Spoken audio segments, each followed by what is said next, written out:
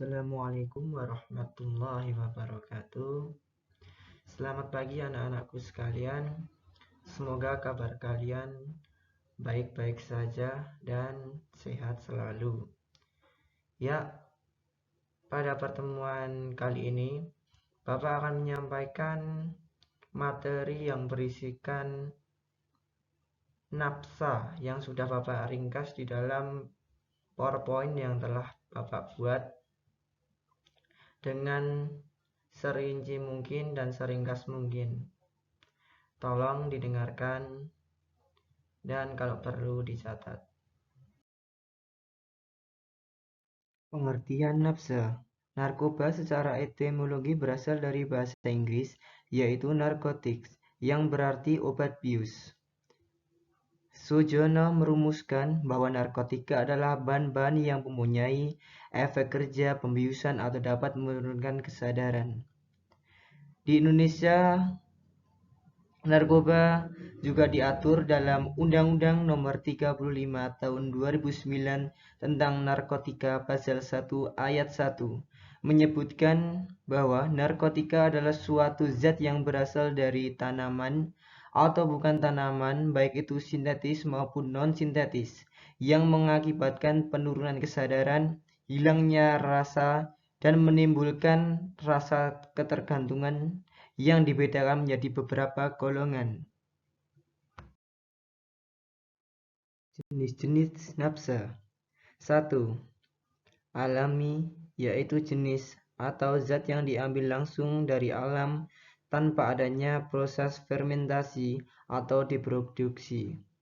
Misalnya, ganja, meskalin, psikoblin, kafein, dan opium.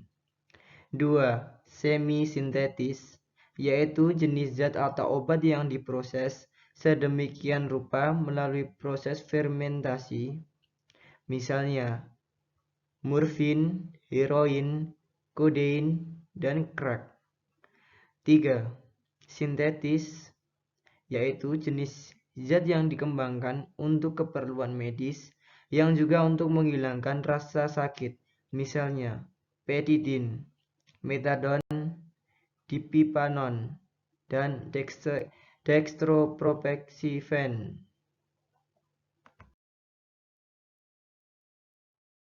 Cara pencegahan penggunaan nafsa. 1. Promotif. Promotif bisa kita sebut dengan program pencegahan. Program ini cenderung kita lihatkan kepada masyarakat, terkhusus pada yang belum memakai narkoba, dengan mengenalkan prinsip-prinsip meningkatkan peranan atau kegiatan agar kelompok ini secara nyata lebih sejahtera. 2. Preventif. Preventif ini hampir sama dengan promotif, tetapi bedanya adalah kita cenderung lebih mengenalkan narkoba agar mengetahui seluk-beluk narkoba sehingga seseorang tidak tertarik untuk menggunakannya. Bisa kita berikan seperti kampanye anti narkoba, penyuluhan, pendidikan dan pelatihan, dan upaya mengawasi dan mengendalikan produksi dan distribusi di masyarakat.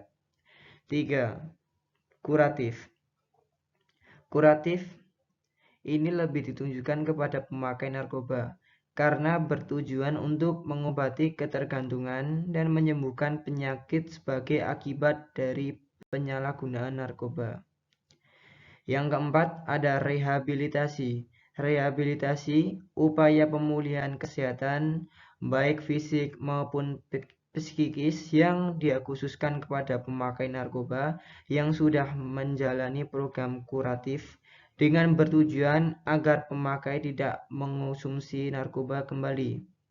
Yang terakhir atau yang kelima, ada represif. Represif lebih dikenal dengan program penindakan terhadap produsen, bandar, pengedar, dan pemakai berdasarkan hukum.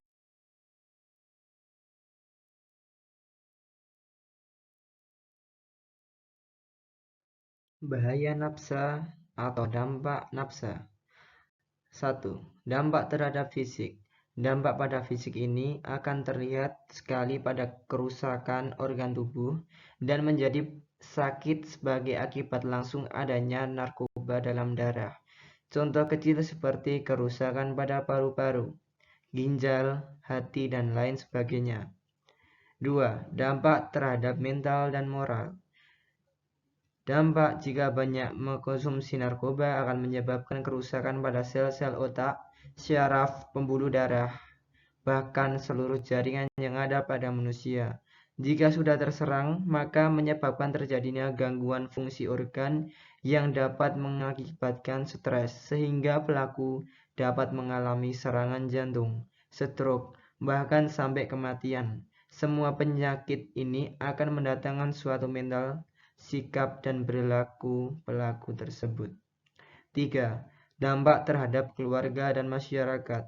Tidak hanya menjadi gangguan fisik saja, kesehatan, namun juga dapat menimbulkan gangguan psikologi serta kerusakan mental dan moral. Jika dilihat dari sudut pandang psikologi, yaitu masalah keharmonisan keluarga yang berunjuk pada ekonomi atau keuangan, banyak uang terbuang untuk membeli narkoba.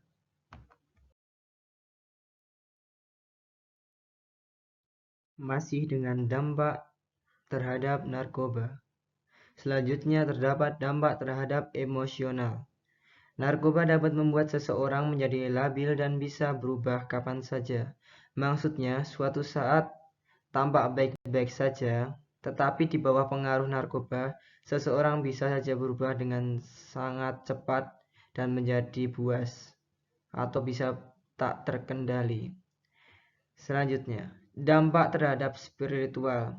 Dari segi spiritual, yaitu sang pecandu sudah beranggapan bahwa Tuhan dia adalah narkoba. Mengapa?